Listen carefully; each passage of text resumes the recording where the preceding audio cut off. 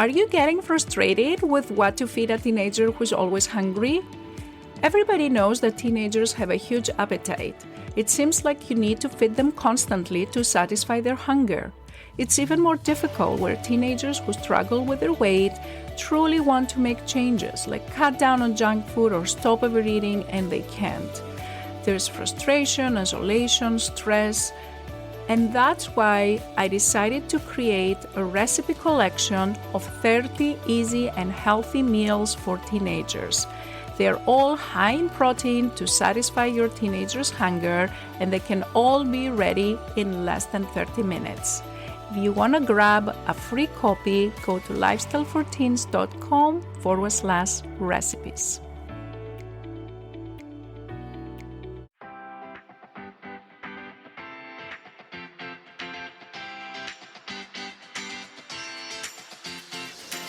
This is the Lifestyle and Weight Loss for Teens podcast. If you're a mom and want to help your child who is struggling to lose weight, you are in the right place. If you are looking for healthy lifestyle tips, Dr. Gourgari is here to help you understand the science around safe weight loss in teens and children. Because what works for adult weight loss is not always the best for children. This podcast is for educational purposes only. Dr. Gourgari does not provide medical, psychological, or nutrition therapy advice. You should not use this information to diagnose or treat any health problems without consulting your own medical practitioner. And now, your host, Dr. Jenny Gourgari.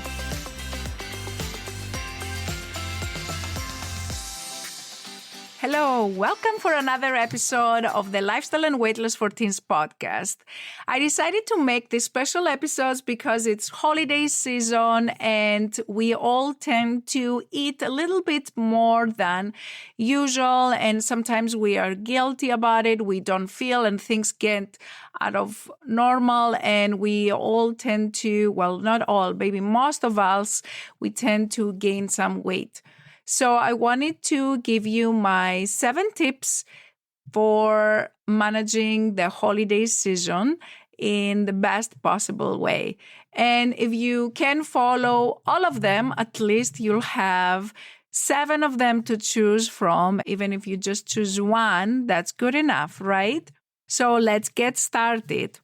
First tip is start with the salad.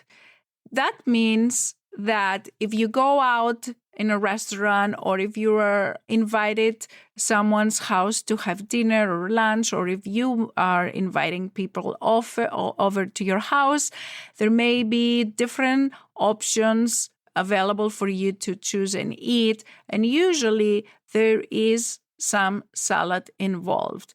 And we sometimes may not choose the salad because there are other options available. But I would like you to consider choosing the salad first before you go for the other things.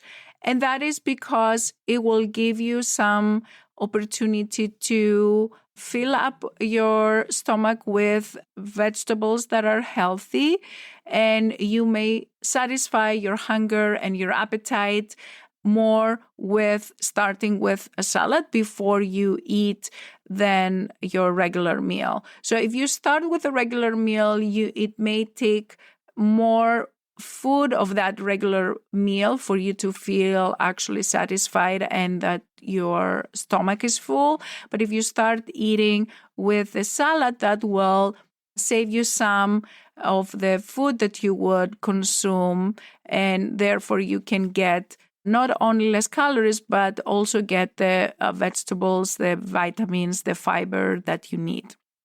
My second tip is if you are in front of a buffet, or if you are given the opportunity, which is the usual case, to choose from so many different options that are available with you when you go and eat. So you may find different options for meat and salads and desserts and potatoes and pastas and whatever other meals and different options.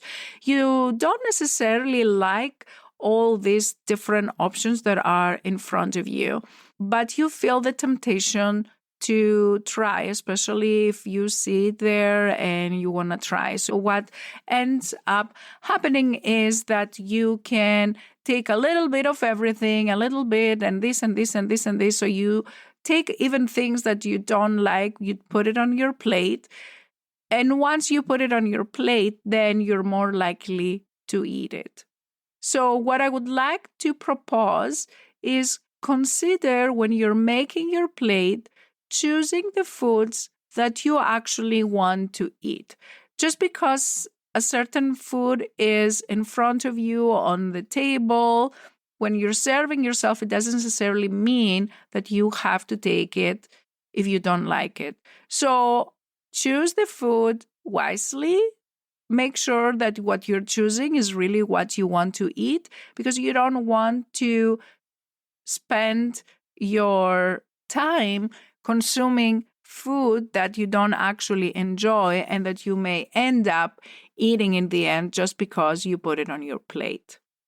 Okay, that's my second tip. Now, the third tip would be to be comfortable with saying no to the host of the party or to the wherever you're going. Maybe it's your mom or your mother-in-law or your friends or a business dinner. And so sometimes we may feel embarrassed to say no because we think that the other person may not like us not eating their food, that they put so much energy to make it. They may feel insulted. You may think that, oh, it's not good. What if the other person will think of me that I don't eat their food? They're going to think I don't like their food. And who knows what else goes on in your mind. And it does definitely go on in my mind when I am surrounded by other people. I think, oh, what will they think of me if I don't eat that and that? So none of this is really important, and you can say no if you want to, and that doesn't necessarily mean that you don't like the person. You can still like the person, the host. You can still show them you respect them. You can still show them you admire them. You can still show them you appreciate them, even though you don't eat their food. So I know it's a tradition. It subconsciously has come in our minds that if we don't eat the food that our family and friends serves us, that it's not good. I know this is a very strong element in my culture. You know, I'm Mediterranean, I'm Greek, and if you go somewhere and you don't eat their food, it's a big thing. But I realize it's not just in Greek mentality. I've seen it in other cultures too. So just be comfortable with saying no if you don't want to have something, and you can just say, no, thank you, I had enough. Or no, thank you, I will try the other thing instead. So you can come up with the phrase that you feel comfortable with, and you can just use that. Okay, now number 4 is you don't have to overeat an entire day just because you overate, let's say, for lunch, or you overate for dinner. What I'm trying to say is that if you had gone over what you would normally eat, and then you may think, oh, forget about it, I already ate too much, I will just continue to eat too much. So that doesn't necessarily need to be the case. So if you, for whatever reason, you just felt that you overdid it at lunchtime, or you overdid it for brunch, or you overdid it for dinner, that doesn't mean you can or you should continue to just eat because you're not following your plan anymore and you messed up and like, why should I continue this? Let me just start next week. You can just stop at that meal. Whatever, enjoy it. You had a choice. That's fine. You learned something from it. If you didn't learn, that's fine too. Just enjoy, just leave it at that. Don't let the guilt, don't let all those feelings of misery and frustration. Why did I do this? I should not have eaten that much. Well, I may just continue to eat. I'm already done for the day. So whenever you realize that you did that, you can just find something loving to say to yourself instead, like, I enjoyed it because I was with the friends and I wanted to have that food, or I didn't have that food for a long time, or it was New Year's Eve and I'm glad I ate it because that's how I wanted to celebrate my New Year's, and that's it. You don't necessarily need to put a label that will prevent you from putting an end in a behavior that perhaps was unhealthy for you. Now moving on to tip number 5. If you are feeling a little bit stuffed after a meal, you may feel heavy, you may feel like you want to lay down, you may feel like you can't move, I would encourage you instead to consider going for a walk. This will help you not only with the digestion, it can help with the big insulin surge that happens after big meals, especially meals that are loaded in carbs. So you can feel better if you take a walk after a meal. And I don't know if you have tried that before, but if not, if you haven't tried that, I encourage you to try that and see how it feels. As I said, it will help with the digestion. It will help you feel better, and it will also help you distance yourself from a situation where you don't want to continue to overeat. Okay, now the next one is tip number 6.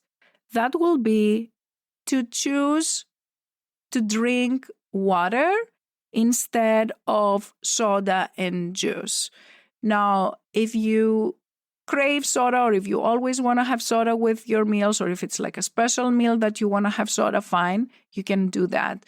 But it is a way that you may want to try to cut down a little bit on the food that you're eating by cutting down on the sugar, the extra sugar that is in sodas and other beverages, because perhaps maybe you don't really enjoy it that much and it doesn't mean as much to you to have that soda or that juice.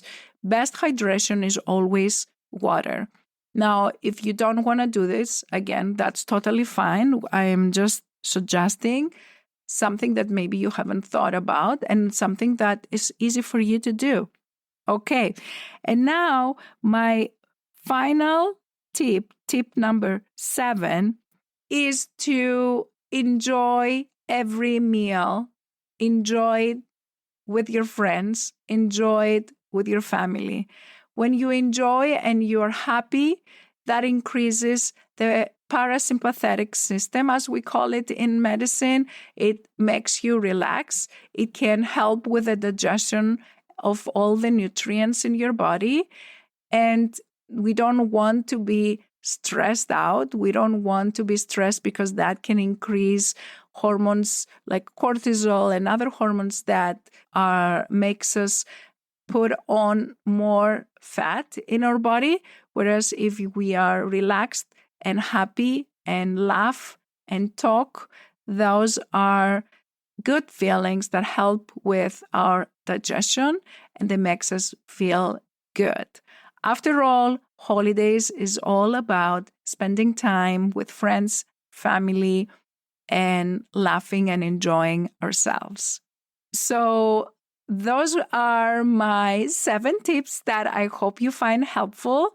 And again, to summarize, that would be 1, start with a salad first. 2, when you are in front of a buffet, choose what you want to eat. You don't have to eat every single thing. Number 3, don't be embarrassed to say no, thank you, if you don't want to have something that they're offering to you. Number 4, if you overeat in one meal, you don't have to continue to overeat throughout the day, throughout the week, throughout the month. You can just leave it as it is at that moment. Number 5, go for a walk after a meal. Number 6, choose water over soda and juice. Number 7, enjoy time with family and friends. And if you're interested in having a collection of healthy recipes for teenagers, you can go to lifestyleforteens.com/recipes and grab 30 recipes that are high in protein and can all be made in less than 30 minutes. I hope this was helpful. I wish you all happy holidays, and I'll be with you again next week. Take care. If you enjoyed listening to this podcast, I invite you to come check out the LIFT program. It's Dr. Gourgari's 12-week coaching program for teens and their moms, where we take all this information, we apply it to your daily life, and we work together so your teenager learns how to create a healthy lifestyle so they can feel happier, more confident, less stressed, and love their body again. Visit the website at lifestyleforteens.com and click on the Work With Me and free resources to learn more about this program and get free help to start this journey right away. Thanks for tuning in, and we'll catch you in the next episode of Lifestyle and Weight Loss for Teens.